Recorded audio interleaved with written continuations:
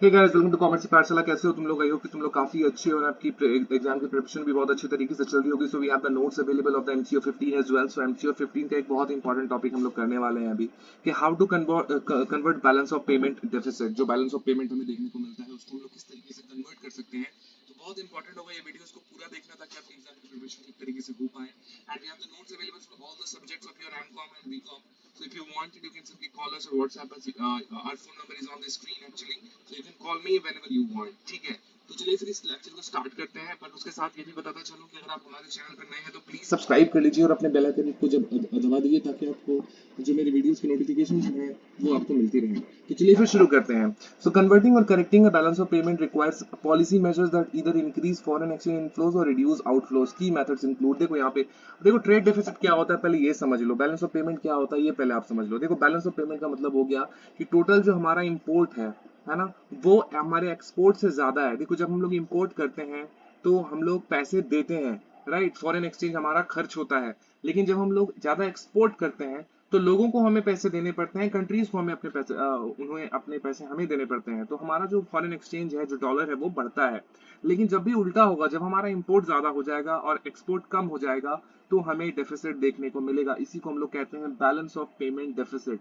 ठीक है ना? तो ये डेफिसिट होता है, एंड ये क्यों होता है एंड इसको किस तरीके से हम लोग ठीक कर सकते हैं, इसको मैं आपको बताऊंगा क्यों होता है। अगर इसको मैं बताने की बात करूं तो बहुत ही सिंपल सा चीज है। हमारे यहाँ का चूंकि डिमांड है, अगर हमारा फॉरेन मार्केट का डिमांड अगर ज्यादा होगा तो डेफिनेटली बहुत सारी चीजें हम लोग को इंडिया के बाहर से मंगवानी पड़ेंगी।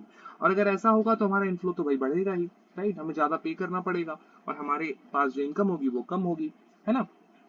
तो ये वन ऑफ द रीजन है। एंड अगर डिटेल में जाएंगे तो बहुत कुछ हो जाएगा, बहुत सारी चीजें यहाँ पे आएंगी, लेकिन फिलहाल हम लोग बात करने वाले हैं कि किस तरीके से हम लोग कन्वर्ट करेंगे बैलेंस ऑफ पेमेंट डेफिसिट को, क्या क्या मेथड्स हम लोग इस्तेमाल करेंगे। तो यहाँ पे देखो डेफिनेशन में ही दो चीजें बोल दी गई हैं। या तो हमारा जो इनफ्लो है उसको बढ़ाना होगा, या तो जो आउटफ्लो है, जो हमारा एक्सपोर्ट है उसको, सॉरी, जो इनफ्लो है उसको या तो कम करना होगा, है ना, इंक्रीज फॉरेन एक्सचेंज इनफ्लोज, या तो इसको बढ़ा देना होगा जो इनफ्लो है ना। फॉरेन एक्सचेंज का इनफ्लो तभी बढ़ेगा जब आप अपने एक्सपोर्ट को बढ़ाएंगे, राइट। और रिड्यूस आउटफ्लोज, या फिर जो फॉरेन एक्सचेंज का जो हमारा खर्च है उसको कम करना पड़ेगा, मतलब हमें इंपोर्ट को अपना कम करना पड़ेगा, और फॉरेन जो इंपोर्ट को कम करना पड़ेगा, और जो एक्सपोर्ट होगा उसे हमें बढ़ाना पड़ेगा, राइट। तो इस तरीके से हम लोग कर सकते हैं। अब यहाँ पे जो मेथड्स बताए गए हैं उसको एक एक करके कर लेंगे। सबसे पहला है एक्सचेंज रेट एडजस्टमेंट। तो डिप्रिसिएशन ऑफ रूपी makes export cheaper and import costlier, improving the trade balance, है ना। तो जो ट्रेड बैलेंस है उसको अगर आपको इंप्रूव करना है तो आपको डिप्रिशिएट करना पड़ेगा रूपी को, जिससे जो हमारा एक्सपोर्ट है, जो हमारा खर्च है बाहर भेजने का सामान का, वो हमारा सस्ता हो जाएगा, और जो बाहर से हमारे इंडिया में जो आने का सामान है, जो प्राइस है, वो महंगा हो जाएगा। तो उस केस में हम लोग जो है अपना ट्रेड डेफिसिट को अच्छे तरीके से बैलेंस कर पाएंगे, जो कि चाइना हमेशा से करके आया है। ठीक है, इसीलिए चाइना का सामान हमें बहुत कम दामों में इंडिया में भी मिल जाता है, जबकि उसके ऊपर हैवी ड्यूटी लगाई जाती है फिर भी, है ना, क्योंकि उनका जो चाइनीज येन है, आई थिंक येन है ना, युआन है, मैं श्योर नहीं हो पा रहा हूँ।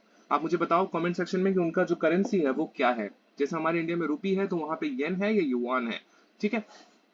सो अगर वो लोग क्या करते हैं, हमेशा अपने करेंसी को रिड्यूस करके रखते हैं, ताकि उनका जो एक्सपोर्ट है वो हमेशा ही सस्ता रहे, है ना। तो जिससे ज्यादा से ज्यादा कंट्रीज क्या होती हैं कि उन्हीं के सामान को लेना पसंद करती हैं, क्योंकि वो सस्ता पड़ता है उनको, राइट। तो ये चीज हम भी कर सकते हैं। Promotes domestic production and reduces excessive import demand, है ना। जो हमारा डोमेस्टिक प्रोडक्शन है उसको प्रमोट करना है, उसको बढ़ावा देना है, उसको मतलब बढ़ाना है किसी भी तरीके से, है ना। और जो इंपोर्ट डिमांड है उसको कम करना है, जो एक्सेसिव इंपोर्ट डिमांड है ना। ऐसी चीजें जो कि हमें जरूरत नहीं है, जो हम लोग इंडिया में भी बना सकते हैं। जैसे कि प्रधानमंत्री का भी कॉल था कि आप जो है स्वदेशी प्रोडक्ट्स का इस्तेमाल करें। वो इसीलिए है क्योंकि अगर हम लोग बाहर की चीजों का इस्तेमाल करेंगे तो हमको डॉलर पे करना पड़ेगा, राइट, हमारा फॉरेन एक्सचेंज घटेगा। तो ये भी एक वन ऑफ द रीजन है। दूसरा जो यहाँ पे मेथड बताया गया है वो है import substitution, encouraging domestic production, जो मैं अभी बोल रहा था, एग्जैक्टली वही चीज यहाँ पे बोली गई है। Encouraging domestic production of import, sorry, हाँ, so encouraging domestic product of import heavy goods such as electronics or oil substitutes reduces dependence on foreign products। तो आपको पता है कि तेल ही हम इतना ज्यादा खरीदते हैं बाहर की कंट्री से कि उसका कोई हिसाब नहीं है। ठीक है ना। अभी आपने रिसेंटली प्रधानमंत्री जो हमारे हैं श्री नरेंद्र दामोदर दास मोदी जी, उनका भी आपने भाषण अभी रिसेंटली सुना होगा, जहाँ पे उन्होंने बोला कि जो ऑयल है उसका आप कम इस्तेमाल करो, ना कि सिर्फ जो पेट्रोल वाली ऑयल होती है, जो कि गाड़ियों में इस्तेमाल होती है, बल्कि वो ऑयल्स भी जिनका का इस्तेमाल हम लोग खाने बनाने में करते हैं, क्योंकि बहुत सारे तेलों का आयात जो है दूसरी कंट्री से किया जाता है, तो उसकी वजह से भी हम लोग को बहुत ज्यादा फॉरेन एक्सचेंज पे करना पड़ता है। तो हमें अपने यहाँ की डोमेस्टिक प्रोडक्शन कंपनी को बढ़ावा देना है, उनको एनकरेज करना है कि जो चीजें हम लोग बाहर से मंगवा रहे हैं वो आप अपने ही देश में बनाओ और उसका इस्तेमाल हम लोग करेंगे, राइट। तो यहाँ पे वही बात बोली गई है, encouraging domestic production of import heavy goods such as electronics और ऑयल सब्स्टिट्यूट, है ना, जो ऑयल की सब्स्टिट्यूट्स है उसका इस्तेमाल हमें करना चाहिए। Reduces dependence on foreign product, है ना, जो फॉरेन प्रोडक्ट है उसके ऊपर हमारा जो डिपेंडेंसी है उसको आपको घटाना रहेगा, ठीक है। Policies include tariff, subsidies and incentives for domestic industries. अब यहाँ पे हम लोग क्या कर सकते हैं, हमें अपनी पॉलिसी में बदलाव लाना पड़ेगा, हमें टैरिफ लगाना पड़ेगा, जो बाहर की चीजें आ रही हैं उसके ऊपर टैरिफ लगा देंगे तो वो चीजें महंगी हो जाएंगी, तो हम लोग मजबूरी में अपने देश का ही सामान खरीदेंगे। यहाँ की जो कंपनीज उनको सब्सिडीज देना पड़ेगा ताकि उनको कम खर्च पड़े किसी भी चीज को प्रोड्यूस करने में, और उनसे उनका भी जो प्रोडक्शन है वो बढ़ेगा और हमारी जो डिमांड है वो भी पूरी हो पाएगी। तो सब्सिडीज देना, इंसेंटिव्स देना डोमेस्टिक इंडस्ट्रीज को, ये कुछ कार्य जो है वो किए जा सकते हैं। एक्सपोर्ट प्रमोशन की बात कर लेते हैं। So strengthening competitiveness in global market by incentives, technology upgrades and market diversification. So इस तरीके से भी हम लोग कर सकते हैं। एक्सपोर्ट प्रमोशन करना, हमारा जो एक्सपोर्ट है, जो चीजें हम लोग बाहर भेज रहे हैं उसको प्रमोट करना, ये किस तरीके से हम लोग करेंगे, हम उनको इंसेंटिव्स देंगे, टेक्नोलॉजी प्रोवाइड करेंगे कंपनीज को ताकि वो और अच्छे तरीके से चीजों को ऑर्गेनाइज कर सके, बाहर भेज सके। मार्केट को डाइवर्सिफाई करना है, सिर्फ एक ही तरह का प्रोडक्ट लेके बाहर नहीं भेजना, बल्कि जितने ज्यादा से ज्यादा टाइप के प्रोडक्ट हों।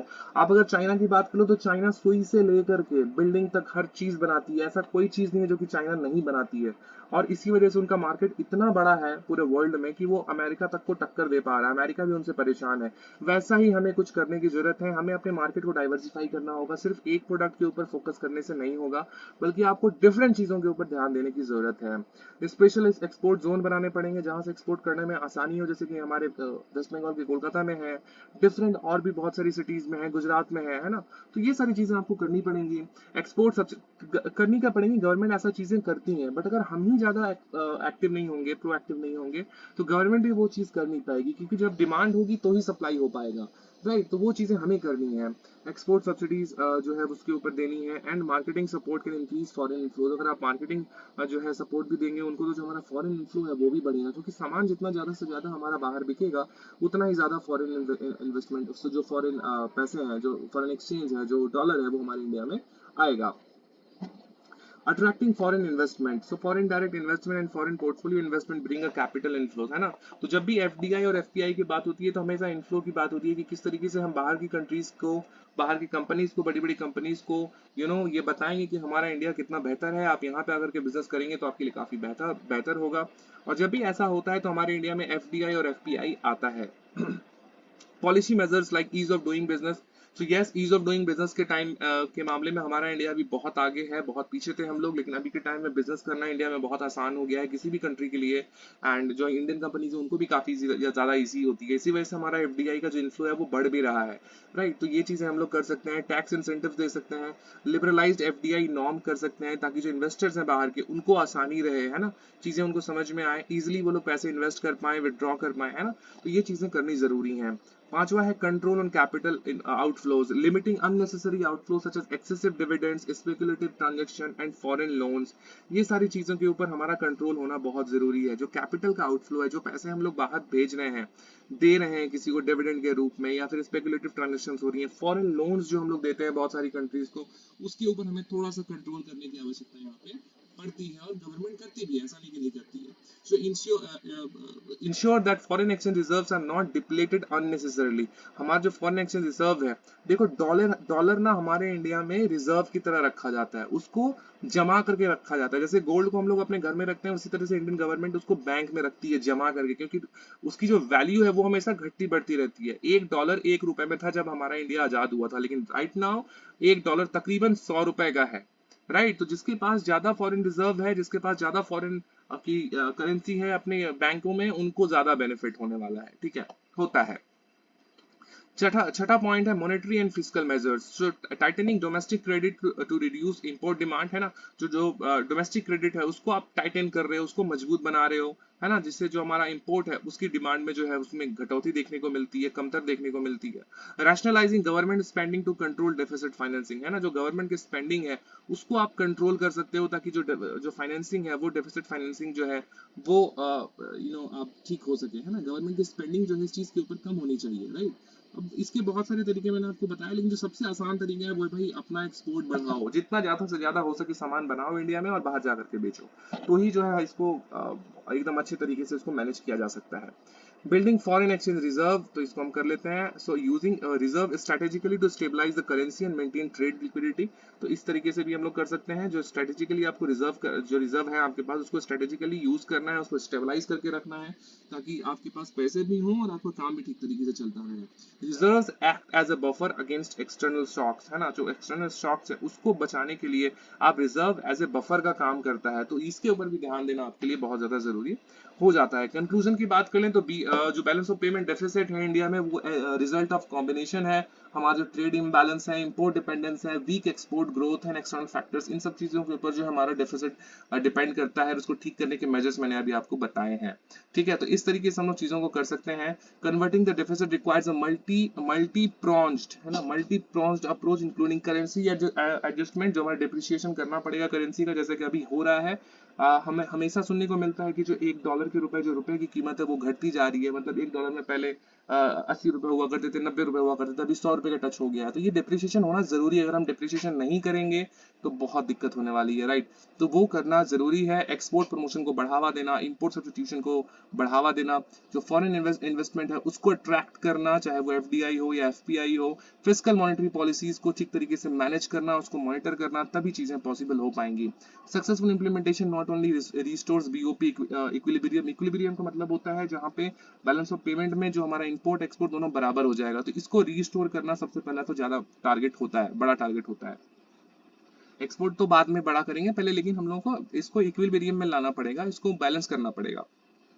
And it also strengthens India's economic ability and global trade position, है ना, और इसके वजह से जो है जब हम लोग इसको मेजर को ठीक तरीके से लेते हैं, तो जो हमारा पोजीशन है, जो हमारी इकोनॉमिक स्टेबिलिटी है वो भी स्ट्रांग होती है, साथ ही साथ जो हमारा ग्लोबल ट्रेड पोजीशन है वो भी बेहतर हो पाता है।